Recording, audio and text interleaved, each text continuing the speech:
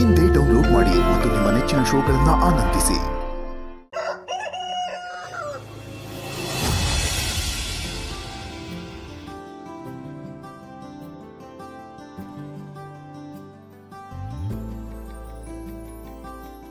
ನೋಡ್ದಣ್ಣ, ನಮ್ಮ ಹಳ್ಳಿ ಹೆಣ್ಮಕ್ಳು ಯಾವ ಮುಜುಗರನು ಇಲ್ಲದೆ ಪ್ಯಾಡ್ನ ತಗೊಂಡು ಹೋಯ್ತವ್ರೆ. ಒಳ್ಳೆ ದಿನ ಅಂದರೆ ಇದೇ ಅಲ್ವೇನಣ್ಣ? ಹೆಣ್ಣೊಂದು ಕಲಿತರೆ ಶಾಲೆ ಒಂದು ತೆರೆದಂತೆ ಅಂತ ರತ್ನವನ್ ಸ್ಕೂಲ್ನಾಗೆ ನಾನು ಓದಿದ್ದೆ. ಹಂಗೆ ಇದು ಒಂದು ಹೆಣ್ಣು ನೆಮ್ಮದಿಯಾಗಿದ್ರೆ ಇಡೀ ಊರೇ ನೆಮ್ಮದಿಯಾಗಿರುತ್ತೆ ಕಲ. ಒಟ್ಟಿನಲ್ಲಿ ನಿನ್ನಿಂದ ನೆಮ್ಮದಿ ಅನ್ನೋ. ಹೇ, ನಾನು ಒಬ್ನಿಂದ ಅಲ್ಲ ಕಲ,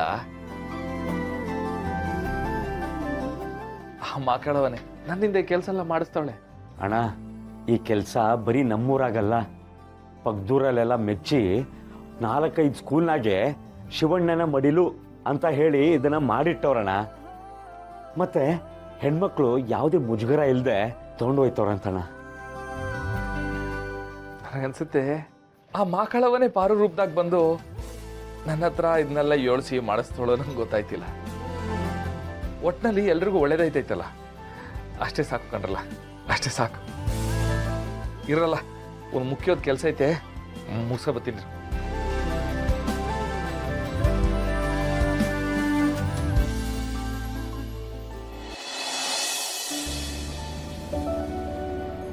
ಅಮ್ಮ, ಚಿಕ್ಕಮ್ಮ, ಇನ್ಮ್ಯಾಕೆ ನಿಮ್ಗೆ ಯಾವ್ದಾದ್ರು ದೇವಸ್ಥಾನಕ್ಕೆ ಹೋಗ್ಬೇಕು ಅಂದ್ರೆ ಏಳಲೇಬೇಡಿ, ಬರೀ ಬೆರಳಲ್ಲಿ ಸನ್ನೆ ಮಾಡಿ ಸಾಕು, ನಾನೇ ಕರ್ಕೊಂಡೋಯ್ತೀನಿ. ಅಪ್ಪನ ಬಗ್ಗೆ ತಲೆ ಕೆಡ್ಸ್ಕೊಬೇಡಿ, ನಾನು ನೋಡ್ಕತೀನಿ. ಒಂದೊಂದ್ಸಲ ನಿನ್ ಮಾತನ್ನ ನಂಬೇಕು ಅಂತ ಅನ್ಸುತ್ತೆ, ಇನ್ನೊಂದ್ಸಲ ಹೇಗ್ ನಂಬೋದು ಅಂತ ಅನ್ಸುತ್ತೆ. ಆದ್ರೆ ಇವಾಗ ನಿನ್ನನ್ನ ನಾನು ಸಂಪೂರ್ಣವಾಗಿ ನಂಬ್ತೀನಿ ಪರ್ಶು. ನಿನ್ನನ್ನ ನನ್ನ ಮಗ ಅಂತ ಹೇಳ್ಕೊಳಕ್ಕೆ ನನಗೆ ಹೆಮ್ಮೆ ಅನಿಸ್ತಿದೆ. ಅರೆ, ಶಿವು ಫೋನ್ ಮಾಡ್ತಿದ್ದಾನೆ. ಪರ್ಶು, ಒಂದ್ ಸ್ವಲ್ಪ ಗಾಡಿ ನಿಲ್ಸಪ್ಪ. ಅಮ್ಮ,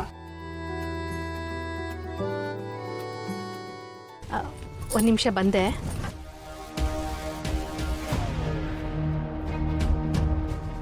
ಶಿವು, ಏನಪ್ಪ ಅತ್ತೆ ನೆನ್ಸ್ಕೊಂಡ್ಬಿಟ್ಟಿದ್ಯಾ? ಅತ್ತೆ, ಇನ್ಮ್ಯಾಕೆ ನೆನ್ಸ್ಕೊಳ್ತಾ ಇರೋದ್ಯಾ? ಏನೋ ಹಾಗಂದ್ರೆ? ನಾನಿಗೆ ನೇರವಾಗಿ ಕೇಳ್ತೀನಿ, ಸುತ್ತಿ ಬಳಸಿ ಮಾತಾಡಕ್ಕಿಲ್ಲ. ಕಳ್ಸಲ ನಮ್ಮ ರತ್ನನ್ನ ಪರ್ಸಕ್ ತಂದ್ಕೊಡೋಣ ಅಂತ ನಾನು ಮಾತಾಡಿದ್ದೆ. ಅದ್ರ ಬಗ್ಗೆ ಏನಂತೀಯತ್ತೆ? ಶಿವು, ನೀನ್ ನೇರವಾಗಿ ಕೇಳ್ತಿದ್ಯಲ್ವಾ, ನಾನು ನೇರವಾಗೇ ಹೇಳ್ತೀನಿ. ಸ್ವಲ್ಪ ತಿಂಗಳು ಕೆಳಗೆ ಕೇಳಿದಿದ್ರೆ ನಾನು ಬೇಡ ಅಂತ ಹೇಳಿರ್ತಿದ್ದೆ. ಆದ್ರೆ ಇವಾಗ ಕೇಳ್ತಿದ್ಯಲ್ಲ, ಖಂಡಿತ ನಾನು ಖುಷಿಯಾಗಿ ಒಪ್ಕೋತೀನಿ ಕಣೋ.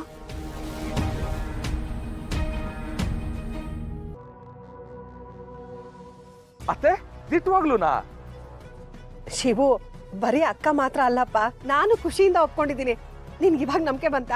ಅಯ್ಯೋ ಶಿವನೇ, ಖುಷಿ ಎಲ್ಲ ಡಬಲ್ ಖುಷಿ ಆಗ್ಬಿಡ್ತು. ಪರಶು ಅವನ ಅಪ್ಪನ ವಿರುದ್ಧ ನ್ಯಾಯಕ್ಕಾಗಿ ಧ್ವನಿ ಎತ್ತದ್ನಲ್ಲ, ಅಷ್ಟು ಸಾಲದ ಅವನ್ ಬದಲಾಗಿದ್ದಾನೆ ಅಂತ ತಿಳ್ಕೊಳಕ್ಕೆ?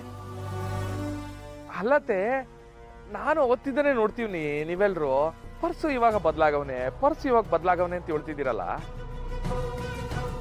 ಮುಂಚೆ ಏನು ಪರ್ಸು ಕೆಟ್ಟ ಕೆಲಸ ಮಾಡ್ತಿದ್ದ?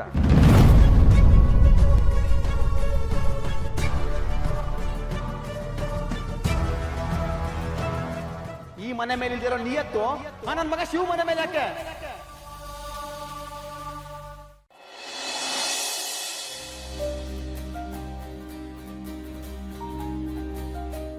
ರತ್ನ, ಮದುವೆ ಅನ್ನೋದು ಆಡಂಬರ ಅಲ್ಲ, ಅದ್ದೂರಿತನ ಅಲ್ಲ.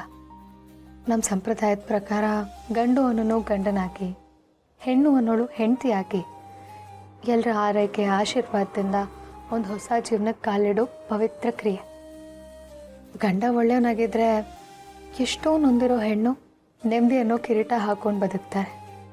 ಅದೇ ಹೆಣ್ಣು ಒಳ್ಳೆಯವಳಾಗಿದ್ದರೆ ಎಂಥ ದಡ್ಡನೇ ಆಗಿದ್ರು ಜೀವನದಲ್ಲಿ ರಾಜನ್ ಥರ ಬದುಕ್ತಾನೆ. ಆದರೆ ಮದುವೆ ಅನ್ನೋದು ಬರೀ ಗಂಟಲ್ಲ, 2 ಜೀವದ ಒಪ್ಪಿಗೆ. ನಿಜ. ಅದಕ್ಕೆ ನಾನು ನಿಜನ ಸುಳ್ಳು ಅನ್ನೋದೆಲ್ಲ ನನ್ನ ಮಾತಿನ ಅರ್ಥ. ನೋಡು, ನಿಮ್ಮ ಅಣ್ಣ ಅಂತೂ ಈಗಾಗಲೇ ನಿನ್ನ ಪರ್ಶು ಕೊಟ್ಟು ಮದುವೆ ಮಾಡಬೇಕು ಅಂತ ಡಿಸೈಡ್ ಮಾಡ್ಕೊಂಡ್ಬಿಟ್ಟಿದ್ದಾನೆ. ಆದರೆ ಒಪ್ಪಿಗೆ ಇದೆಯಾ ಇಲ್ವಾ ಅಂತ ನೀನು ಒಪ್ಪಿಗೆ ಕೊಡಬೇಕು. ರತ್ನ, ತುಂಬ ಯೋಚನೆ ಮಾಡಿ ನಿರ್ಧಾರ ಹೇಳು. ಬರೀ ಮದುವೆ ಅಂತ ಅಲ್ಲ, ನನ್ನ ಜೀವನದಲ್ಲಿ ಇದುವರೆಗೆ ಏನೇನಾಗಿದೆಯೋ ಅದರಲ್ಲಿ ನನ್ನ ನಿರ್ಧಾರ ಅಂತ ನಾನು ಯಾವತ್ತೂ ತಗೊಂಡಿಲ್ಲ. ಇಷ್ಟು ದಿನ ಅಣ್ಣ ಮಾತ್ರ ಇದ್ದ. ಅವನೇನೇ ನಿರ್ಧಾರ ತಗೊಂಡ್ರು ಅದಕ್ಕೆ ನಾನು ಒಪ್ಪಿಗೆ ಇರ್ತಿತ್ತು. ಇವಾಗ ನೀನು ಜೊತೆಗಿದೀಯ ಅಲ್ಲ, ನೀವಿಬ್ರು ಏನೇ ನಿರ್ಧಾರ ತಗೊಂಡ್ರು ಅದಕ್ಕೆ ಯಾವತ್ತೂ ನನ್ನ ಅಭ್ಯಂತರ ಇರೋದಿಲ್ಲ. ಅದಕ್ಕೆ ನೋಡು, ಇದೇ ತಪ್ಪು ನೀನು ಮಾಡೋದು. ನಮ್ಗಳ ಆಸೆ, ನಮ್ಗಳ ಖುಷಿ, ನಮ್ಗಳ ಒತ್ತಾಯಕ್ಕೆ, ನಮ್ಮ ಕನಸಿಗೆ ನೀನ್ಯಾಕೆ ತಲೆ ಕೊಡಬೇಕು ಅನ್ನೋದೇ ನನ್ನ ಪ್ರಶ್ನೆ. ರತ್ನ, ಇದು ನಿನ್ನ ಮದುವೆ. ಇದಕ್ಕೆ ನಿರ್ಧಾರ ತಗೊಳ್ಳೋದು ನಿನ್ನ ಹಕ್ಕು, ನಿನ್ನ ಅಧಿಕಾರ. ನಾನು ಮದುವೆ ಆಗೋ ಟೈಮಲ್ಲೂ ಹೀಗೆ ಆಗಿತ್ತು. ನಮ್ಮ ಅಪ್ಪನೂ ನನಗಿಷ್ಟ ಎಲ್ಲರೂ ಹುಡ್ಕನ ಜೊತೆ ಮದುವೆ ಮಾಡೋದಕ್ಕೆ ನೋಡಿದ್ರು. ಆದರೆ ನಾನು ಅದನ್ನ ಮದುವೆ ಮಂಟಪದಿಂದನೇ ಎದ್ದು ಹೋದೆ. ಆಮೇಲೆ ಏನೇನಾಯ್ತೋ ಅದು ಬೇರೆನೇ ಕತೆ. ಅದಕ್ಕೆ ಹೇಳ್ತಿದ್ದೀನಿ, ನಿನ್ಗೊಬ್ಳು ಅದಕ್ಕೆ ಆಗಲ್ಲ, ಒಂದೊಳ್ಳೆ ಫ್ರೆಂಡಾಗಿ ಹೇಳ್ತಿದ್ದೀನಿ. ಚೆನ್ನಾಗಿ ಯೋಚನೆ ಮಾಡಿ ನಿರ್ಧಾರ ಹೇಳು. ಅದಕ್ಕೆ ಅದು ಎರಡು ಮನಸ್ಸನ್ನ ಒಂದು ಮಾಡೋದು ಪ್ರೀತಿ ಅನ್ನೋದಾದರೆ, ಎರಡು ಕುಟುಂಬದ ಕನಸು ನನಸಾಗೋದನ್ನ ಮದುವೆ ಅಂತ ಕರೀತಾರಂತೆ. ಈ ಮದುವೆಯಿಂದ ನಮ್ಮ ಕುಟುಂಬ ಮತ್ತು ಮಾವನ ಕುಟುಂಬದ ಕನಸು ನನಸಾಗೋದಾದರೆ ಈ ಮದುವೆ ಆಗೋದು ಸರಿ ಅನಿಸುತ್ತೆ. ಅದಕ್ಕೆ ರತ್ನ, ಇನ್ನೊಬ್ರು ಖುಷಿಗೋಸ್ಕರ ಹಾಡ್ಬೋದು, ಡ್ಯಾನ್ಸ್ ಮಾಡ್ಬೋದು, 4 ಜನ ಖುಷಿ ಪಡಲಿ ಅಂತ ಜೋಕ್ ಮಾಡ್ಬೋದು. ಮದುವೆ ಅನ್ನೋ ಜವಾಬ್ದಾರಿನ ಹೆಗ್ಲ ಮೇಲೆ ಹಾಕೊಳ್ಳೋದು ದೊಡ್ಡ ತಪ್ಪಾಗತ್ತೆ. ನೋಡು, ಇನ್ನೊಂದು ಸತಿ ಹೇಳ್ತಿದ್ದೀನಿ, ಕರೆಕ್ಟಾಗಿ ಕೇಳಿಸ್ಕೊ. ಕಟ್ಟೋ ಗಂಟಿಂದ ದಾರದ ತುದಿ ಸೇರಿಸ್ಬೋದು, ಆದರೆ ನಿಜವಾದ ಮದುವೆ ಅನ್ಸ್ಕೊಳ್ಳೋದು ಎರಡು ಮನಸ್ಸು ಕೊನೆವರೆಗೂ ಒಟ್ಟಿಗೆ ಇದ್ದು ಜೀವನದ ತುದಿ ಮುಟ್ಟಿದಾಗ ಮಾತ್ರ. ಈ ಮಾತು ಯಾರ ಜೊತೆ ಇದ್ರೆ ನಿಜ ಅಂತ ನಿನಗನ್ಸುತ್ತೋ ನಿನ್ನ ನಿರ್ಧಾರನ ಹೇಳು.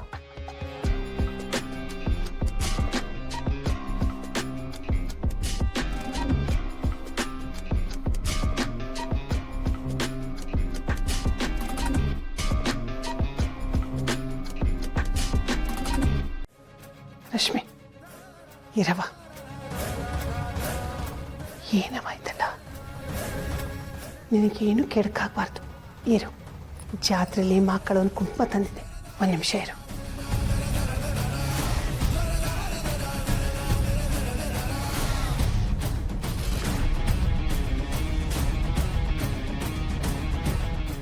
ಮಕ್ಕಳವ, ನೀನು ಹಿಂದೆ ನಿಂತು ನೀನು ಕಾಯ್ತಾಳೆ, ಹೋಗ್ಬೇಕಂತ.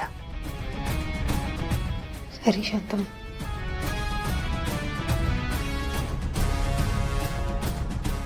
ಅವ್ವ ತಾಯಿ, ನನ್ನ ಮಗಳ ಸಂಸಾರ ನನ್ನ ಕಣ್ಣೆದ್ರಿಗೆ ಅರ್ಧಂಚೊಯ್ತೈತೆ. ಈ ತಾಯಿ ಜೊತೆಗಿದ್ರು ಏನು ಮಾಡೋಕ್ಕಾಯ್ತಾ ಇಲ್ಲ. ಆದ್ರೆ ಏನಂತೆ, ನೀನು ಈ ಜಗತ್ತಿಗೆ ತಾಯಿ. ನೀನು ಅವಳ ಜೊತೆ ನಿಲ್ಲವ, ಅವಳ ಸಂಸಾರ ಕಾಪಾಡವ, ಮಕ್ಕಳವ, ಅವಳ ಸಂಸಾರ ಕಾಪಾಡು. ನಮ್ಮ ಮನೆ ದೀಪ ಅಣ್ಣಯ್ಯ, ನಮ್ಮೊಡಲ ಜೀವ